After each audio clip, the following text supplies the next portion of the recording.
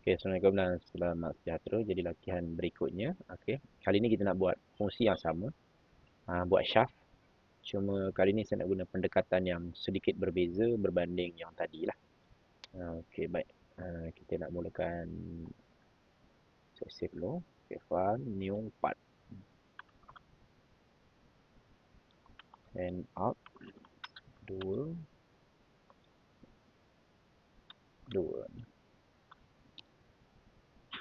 Okey, baik. Ini contoh part yang kita nak lukis. Jadi, ianya berbentuk shaft dan ada beberapa ukuran diameter kat sini. Jadi saya pilih YZ plane sebagai paksi lukisan saya. Saya punya plane. Dan saya gunakan profile. Okay, kali ini saya tak lukis kira jarak dia. Saya lukis dan saya akan masukkan dia punya diameter.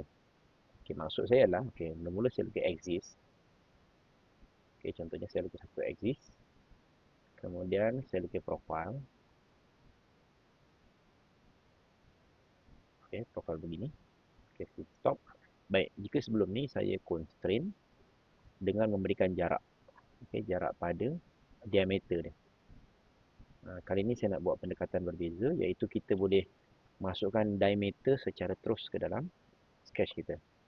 Iaitu cara dia, saya klik constraint macam biasa. Saya klik axis, syarat dia kena ada axis lah. Axis dan punya profile. Okay, dia bagi distance ni. Saya right click. Saya pilih radius diameter. Jadi kita boleh masukkan diameter. Sama juga ni, klik axis dahulu. Klik line, right click, radius, diameter. Jadi kaedah ni mungkin lebih mudah lah dalam situasi-situasi tertentu lah. Jadi kita tengok diameter yang bahagian hadapan adalah 16. Okay, 16. Yang kedua adalah 20. Jadi kita boleh masukkan dengan diameter secara direct dengan lebih mudah lah. Lepas tu panjang ni 1943. Yang ni adalah 19. Okay, jarak daripada horizontal line ke ujung ni adalah 23. 43, sorry. 43. Okey, begitu. Jadi kita boleh teruskan lagi. Okey, melukis profil kita. Bermula daripada hujung ni, nanti kita akan constrain dengan menggunakan diameter lah. Okey, selepas 23. Ke sini, okey, ni atas, kiri, okey, ni dah 20 dah. 16 sudah, 16, 20, 23. 16, 20, 23, lepas 23. Okey, ni satu lagi shaft di sebelahnya. Naik lagi.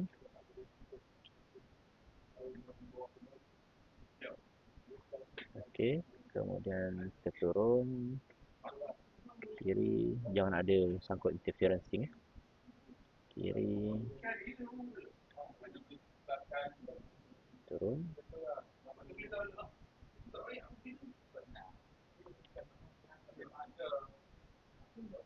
Okey, dan kita ni ada groove sikit kat situ. Tak apa. Kita lukis besar sikit tak apa. Nanti kita okey, selesai. Kita close. Okey, yang ni pak saya ada kesilapan tadi. Kita apa? Jangan risau. Kita boleh baiki constraint dia. Right click vertical. Okey, vertical. Kita boleh sambung. Okey, yang pertama 16. Ni 16. 20, 23. 16, 20, 23. Okey, daripada line ni ke axis adalah radius diameter 23.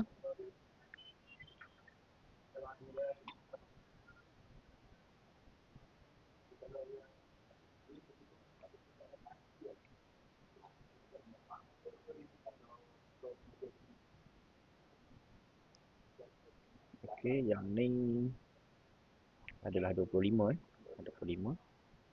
Sini dan sini radius diameternya okey, kalau silap kita right click, kita delete tu. delete. Okey, kita buat yang baru. Sini ke exist adalah radius diameter 25. Selepas 25, 32. Right click radius diameter 32. Ke 28.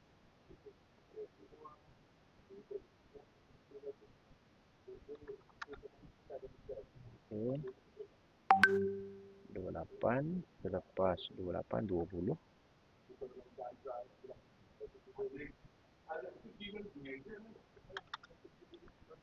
Okey, 20. Selepas 20, 18.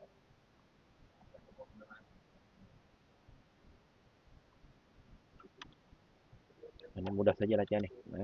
18. Kemudian yang ni adalah 17.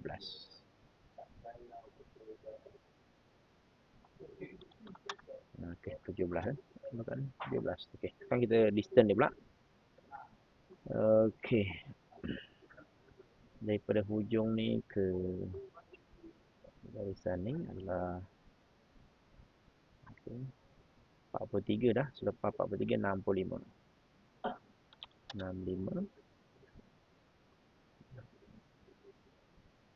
Selepas 65, 79. 79.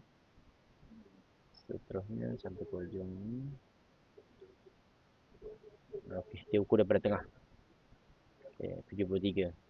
Maksudnya ni adalah okey, constraint, double click. 73. Okey, 73.2. Okey, 0.2. Okey, jadi kita dah terlajak macam ni kan. Sebenarnya kalau kita buat dulu tak apa. Kita delete dulu.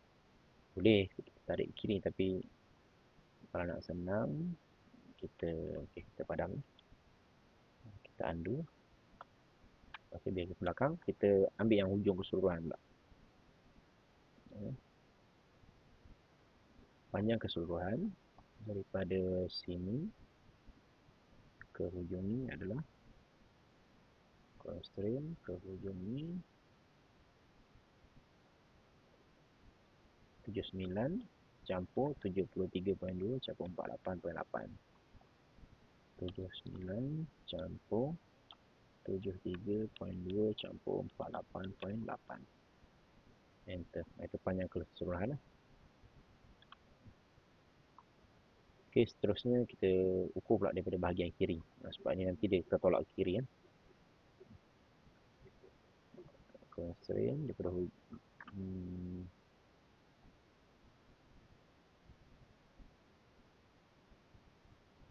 okey. Ini adalah 1.5. 1.5. Daripada sini ke hujung ni 2.8. Okey, daripada sini ke sini 32.8.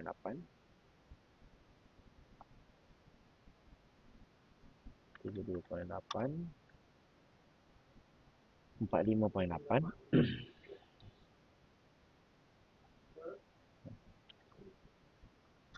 Okey, selesai. Dan yang ini nilai ini baru kita ubah 73.2. Okey, baik. Jadi begitulah selesai kita punya proses melukis. Dia punya rangka dia. Kita exit workbench dan kita pilih arahan shaft. Okey. Okey, seterusnya adalah kita ada keyhole di sini. Ada lubang kunci, keyhole profile kat sini. Jadi cara nak lukis dia adalah okey, baik. Yang ni dia ada tricky sikit lah. Kita kena gunakan plane manipulation. Okey, baik. Jadi saya ambil XY plane. Saya sketch. Okay. Dan kita bina je satu linguistic hole di tengah-tengah. Okay, bebas. Okay, jaraknya adalah yang di tengah ni 19.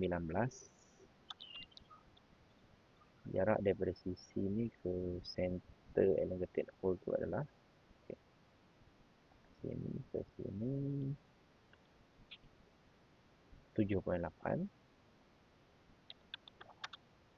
dan diameter radiusnya adalah 3. Okey, radiusnya adalah 3. Exit workbench. Okey, baik. Kat sini ada trik sikit. Okay. Sekarang sketch ni duduk kat tengah-tengah.